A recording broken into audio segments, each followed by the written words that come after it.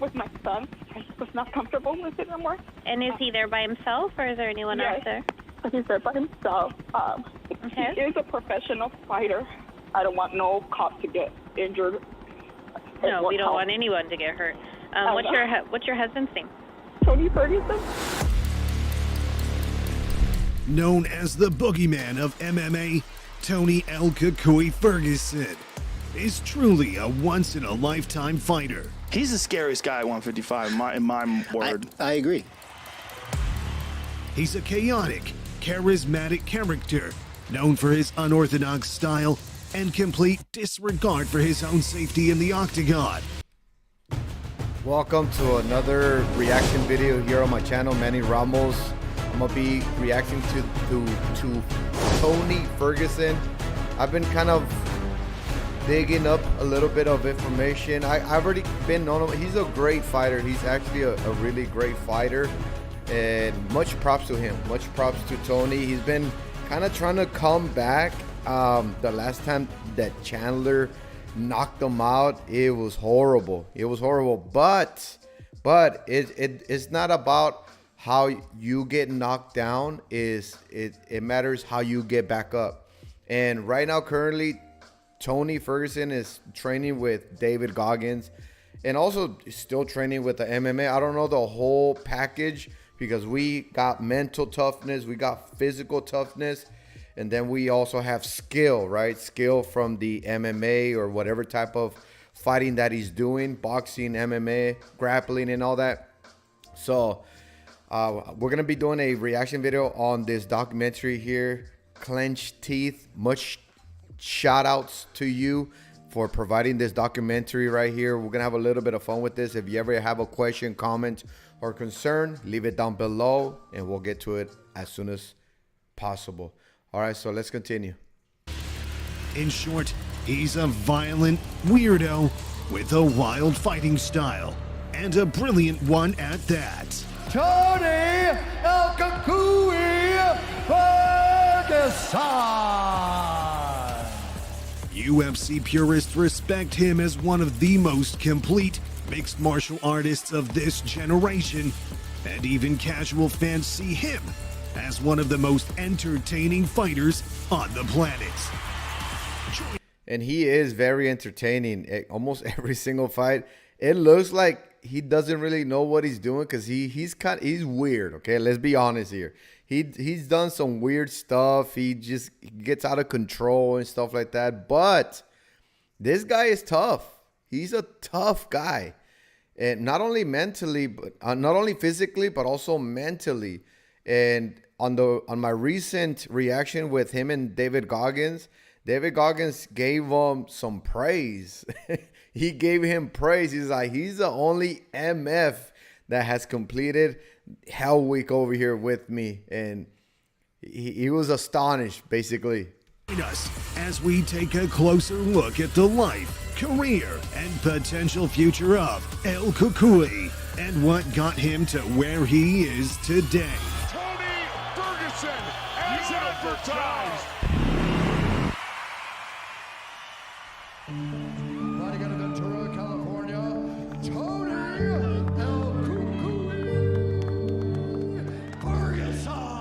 Tony Ferguson turned pro as a mixed martial artist in 2008, but he was made in 2012. I'll explain all that in a second, but to really understand Ferguson, we first need to unpack his upbringing.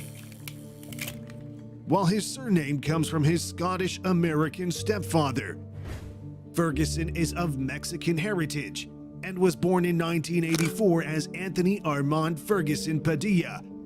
All right, so one thing that I want to mention here, this documentary was made a year ago, okay? So a lot has changed. As of right now, like I said, he's trying to get back up, right? Get back up on the ranks and all that.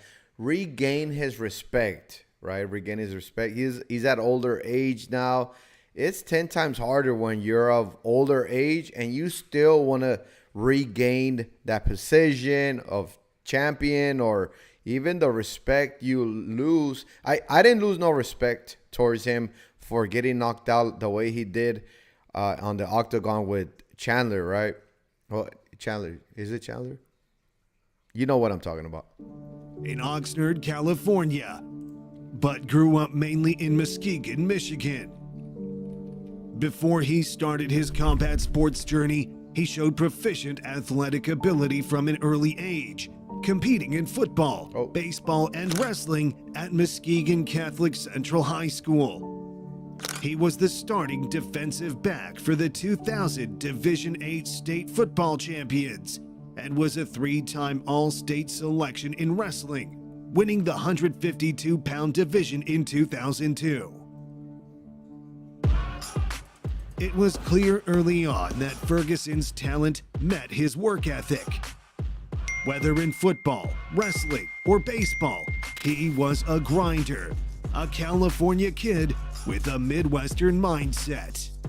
After high school, Ferguson enrolled at Central Michigan University, where he had a successful collegiate wrestling career, winning the 2006 NCAA National Wrestling Championship in the 165-pound division. Like so many of his MMA counterparts, Ferguson couldn't be bothered with studying, and he did not complete his degree.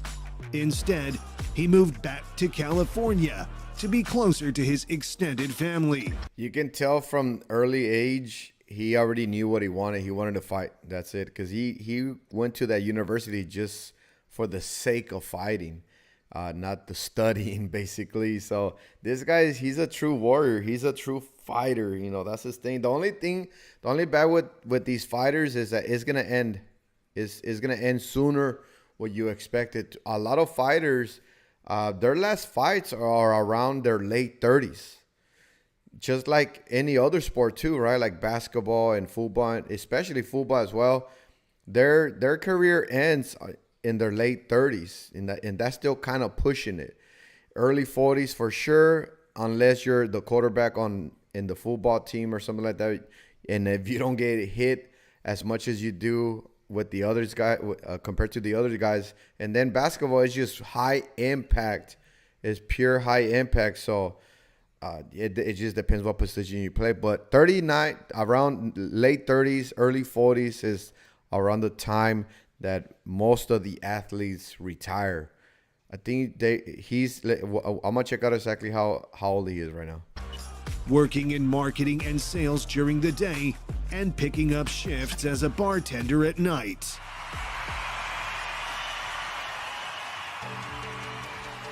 And I actually looked it up last time, and he's 39. Look at that. So he's 39 years old.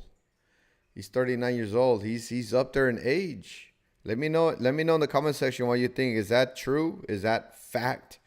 That the majority of athletes, you know, a sport like this, high impact, they retire late 30s, early 40s, guaranteed.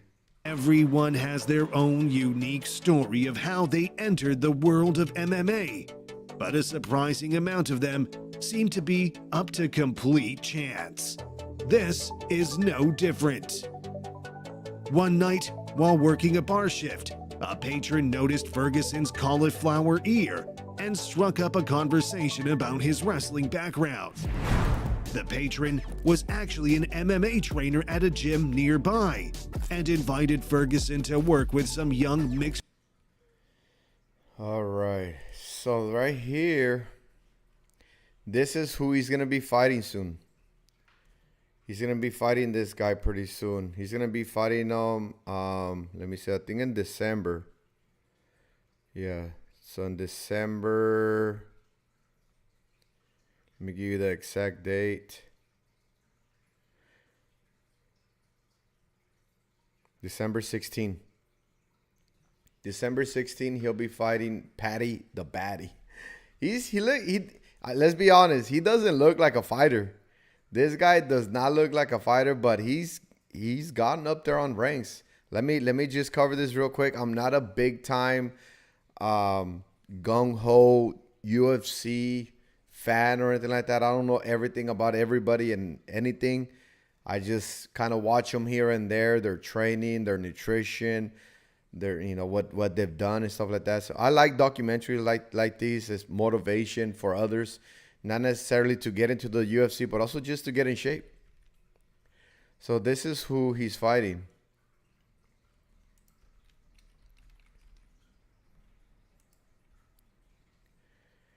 Paddy Pimlet on fighting Tony Ferguson. Let's see what he says. Edith Lebert here with former Cage Warriors champion, UFC fighter, Paddy the Baddy. Paddy, I know you've got a very busy night, so I won't keep you too long. You've got many teammates fighting on Cage Warriors Manchester. What can we expect from them?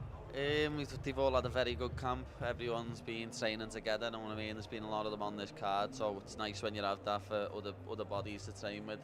We've already had 2 down, we've got another 5 to go, so yeah, big night for the lads. And speaking of being able to train together, you finally got the okay. I know you had a really long recovery. You had a full ligament reconstruction in your ankle, right? So yeah, what is it like to get the okay to fight and to get the okay to train again? It's nice, you know what I mean? I've been training again for a little bit, but I've finally got the okay to fight. I had 3 surgeries in one, basically. I had inner ligament reconstruction, outer ligament reconstruction, and something done to me CFL. I got my CFL repaired, so it was a lot to get done in one go, but it's all done, and now, as I say, I've had the okay to fight, so I'm getting back in there in December, and I cannot wait to fight again. Well, speaking of that fight, right, did you ever imagine your wildest dream that when you started basically MMA, that one day you would be fighting Tony Ferguson? No. So there it is. He is going to be fighting him on the 16th of December. Paddy is 28 years old. He is 28 years old. That is 11 years old younger than Tony Ferguson. 11 years difference. You think that's going to make a difference? Oh, yeah.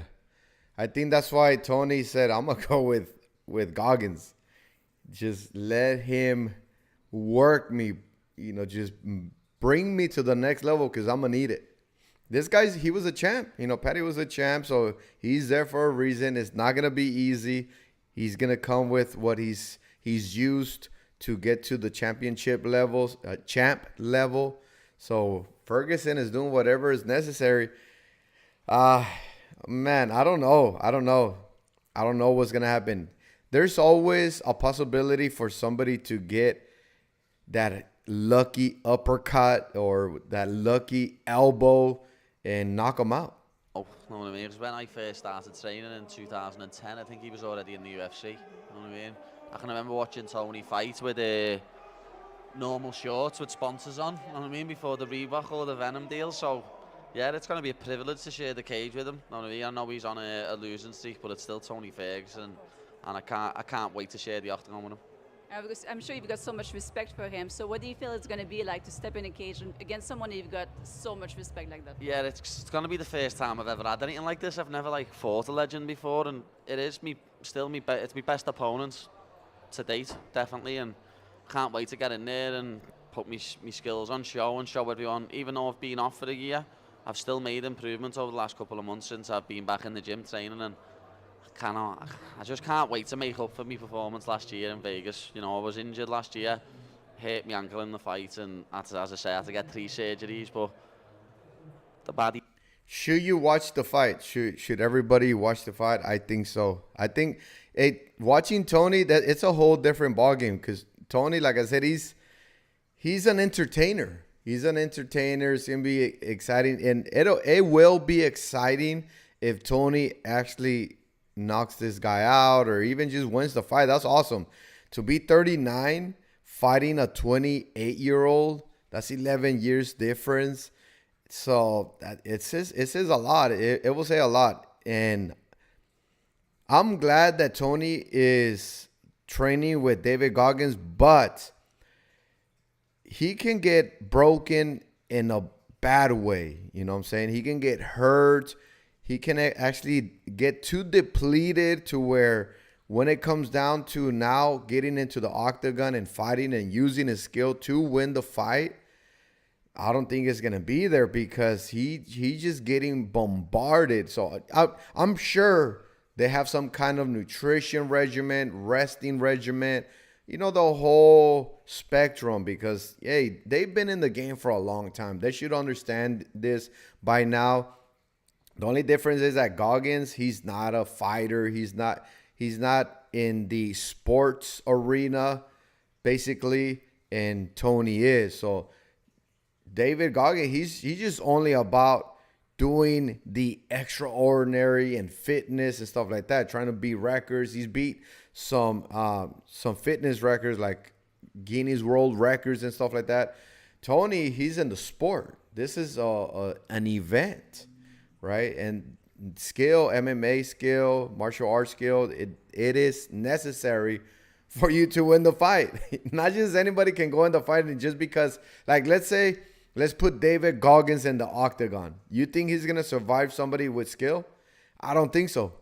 And would it be hard to knock him out? Yeah, it's going to take time. But eventually, a martial artist will knock him out, or just at least beat him, you know, because it is David Goggins. The 2.0 coming.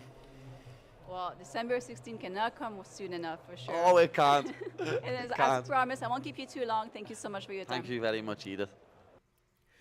I wonder how much they're paying him for that, right? All right, so let's go back to the... I actually left the location. Let's go to the middle of it. Fight Eddie Alvarez in the same month, it seemed like the UFC was attempting to put Ferguson in position to fight for the title, should he be victorious. And victorious he was, landing 199 significant strikes over 5 rugged rounds to earn a unanimous decision win over Dos Anjos. He should have been made an obvious contender for the title, but things in the lightweight division were far from simple. At the time, the notorious Conor McGregor was the undisputed lightweight champion. However, he was now on a temporary hiatus from MMA as he focused on fatherhood and looked to make a foray into boxing.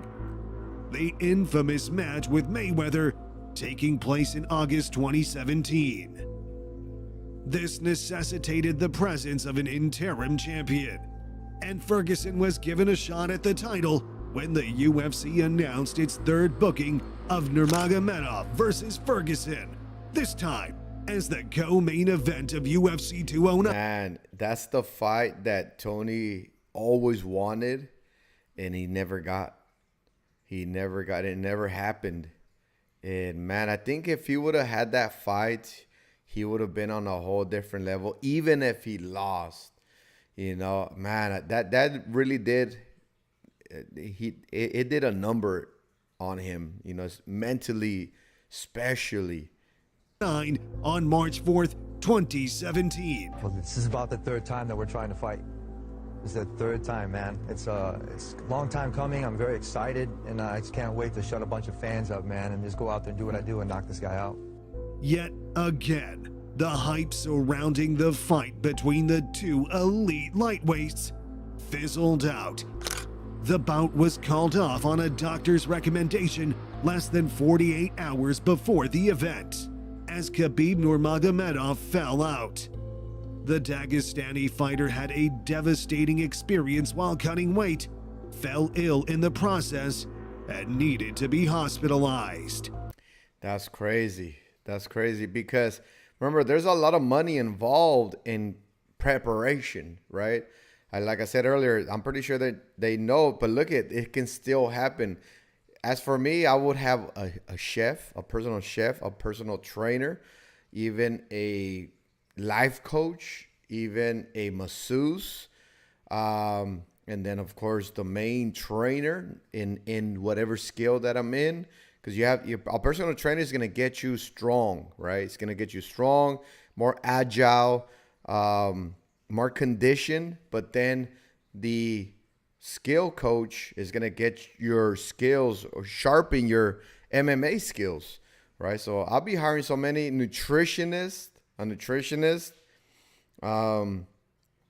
you know, just everybody in order to prevent something like this, because Khabib, you know, this shouldn't have happened. Dana White blamed the Dagestani's team for not addressing the issue through the promotion's in-house medical staff, Had they done this thing the right way, Data said, the fight probably could have been saved. Yep. There you have it. So because they dropped the ball, well, even being a professional, even to be in that level of success, man, you gotta know, how is that still happening? But again, it can happen to any of us. We're not perfect. That's the thing. You know, we're not perfect. We can cover all bases, but you just never know what's gonna happen. So Khabib, he got hospitalized. Let's check it out.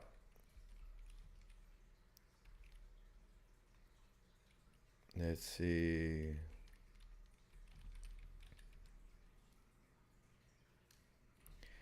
So if we go here,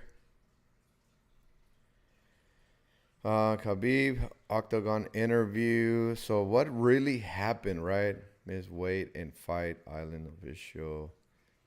So this is what happened. Extreme weight cut before McGregor fights.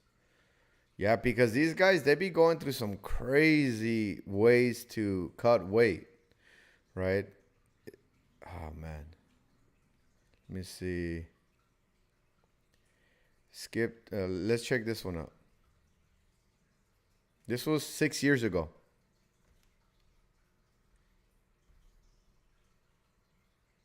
What happened? All right, so there's no sound, but we can kind of see. Let's see. Russian media reporting Khabib was taken to hospital 3 hours before the weigh-ins. Izvestia reported news after speaking to his father.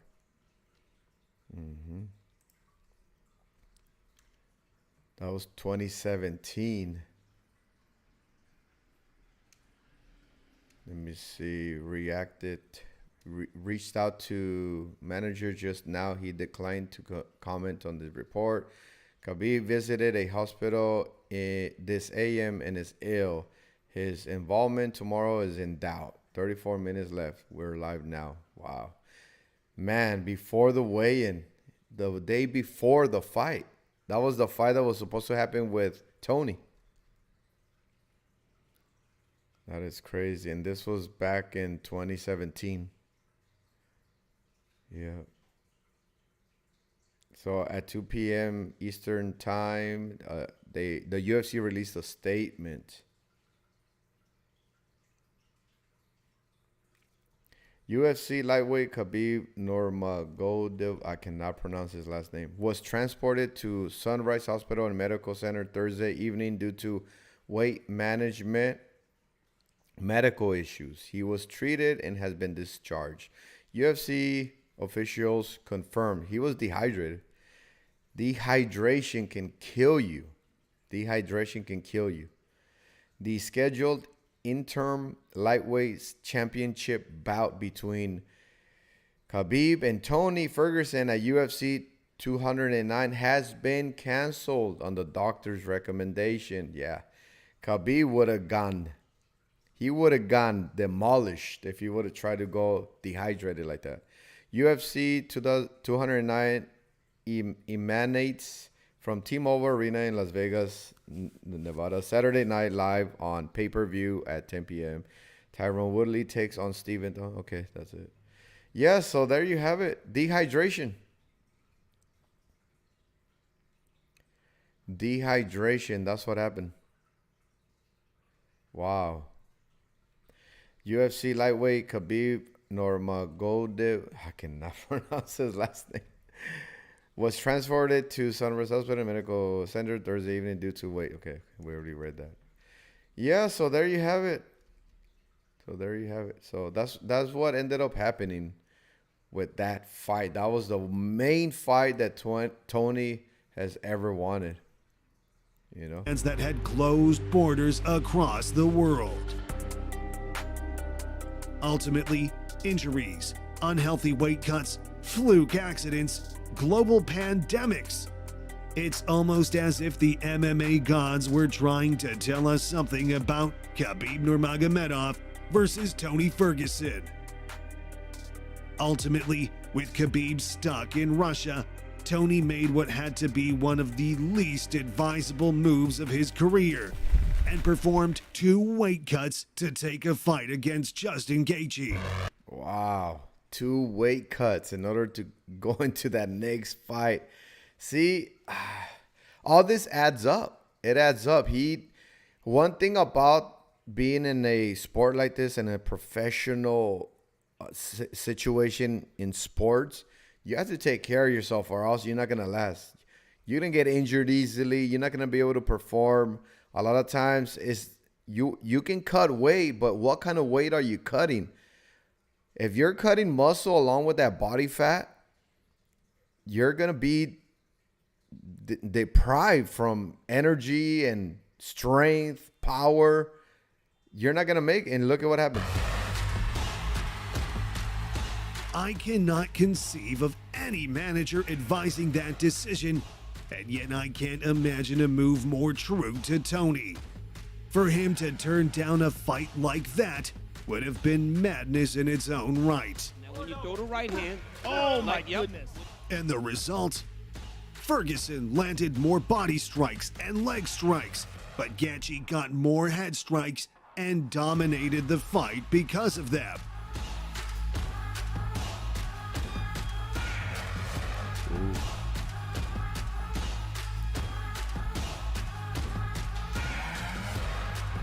Man.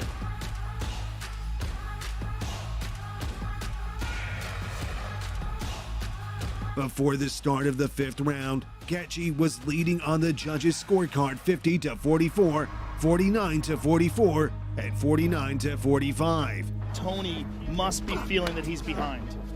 However, the fight did not go to the scorecard, as during the final round, Gaethje spent the entire time pawing at the shattered side of Ferguson. There it is, from just weakness from that weight cut, 2 weight cuts. He must have lost a lot of muscle and, of course, body fat and water weight. So whatever needed to be done to get to that weight was detrimental. Ferguson's face with jabs and lead hooks.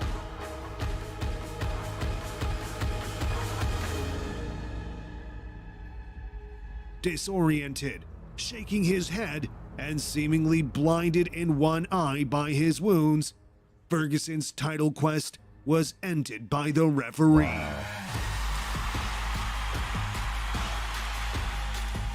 It's likely little comfort to Ferguson that he looked more durable and more capable against Gaethje than in any of his fights since 2016.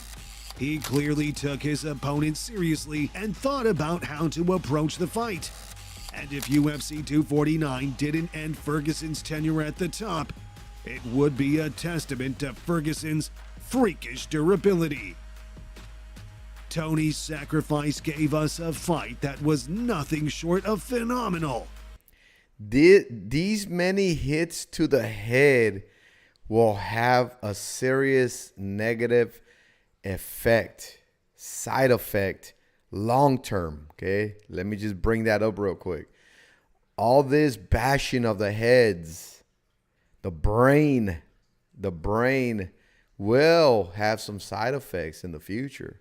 Not at the moment. You might not even probably witness it, but behind closed doors, a lot of these fighters, a lot of these athletes, football players, even basketball players, stuff like that, man, you end up suffering that head injury side effect. However, Tony was so broken that he essentially would not come back the same.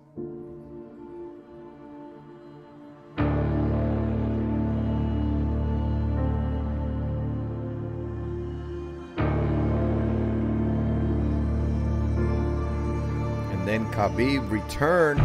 UFC 249 would mark the last time Tony and Khabib were scheduled to face off. Gaethje would go on to give Nurmagomedov his last bout, after which Khabib would retire and the rivalry would come to an end. This also marked the end of an era in Tony's career.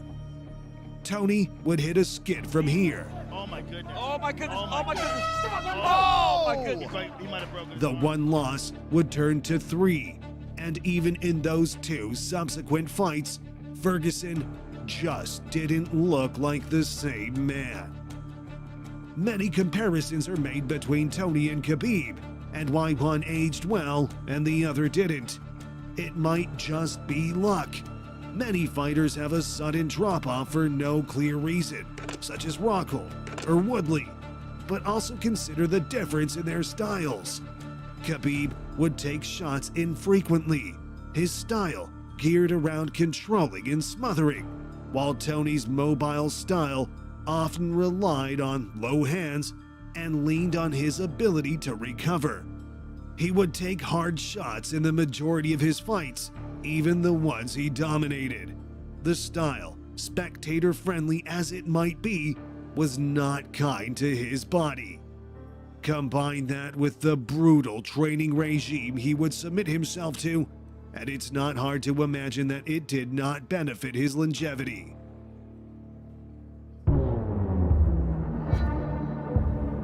During the most recent match, facing Michael Chandler at UFC 274 for 1 round, it appeared as El Cucuy was finally ready to get back in the win column, showcasing some of his classic. So there it is right there. This is the one that I mentioned earlier with Chandler. Man, this one did a number on him right here. Speed and power in the striking game. In the first round, both fighters started hot, exchanging hard shots. Ferguson managed to connect flush and drop Chandler a minute into the round.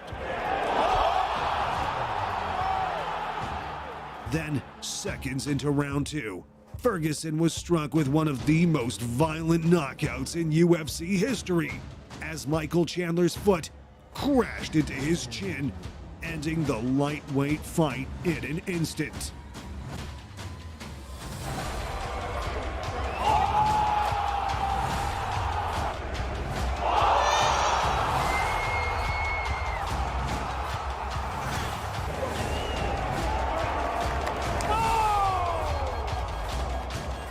Execution style.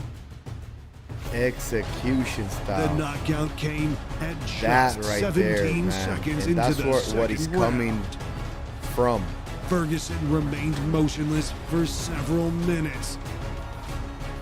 The win was an important one for Chandler, who had suffered losses to Charles Oliveira and Justin Gaethje in his 2 previous fights. But where does Tony Ferguson go from here? Hard to say. I want to thank you to my wife, thank you to my kids, thank you to my fucking team, every single one of them, for not giving up on me. Many fighters struggle to know when to quit and what to do after they manage to cut the cord. For such a chaotic and volatile character, we can only wait and wonder what the future will bring. Wow, so there you have it right there. Let me know if you like these videos by hitting the like button, and also comment questions, concerns down below. And we'll continue these videos right here. We'll see what happens on December 16th, right? Like I said, Paddy is 11 years younger than this guy, but you never know. You never know. That kick that Chandler gave him, maybe Tony can do the same with Paddy. We'll see. Hope you liked the video. I'll see you on the next one.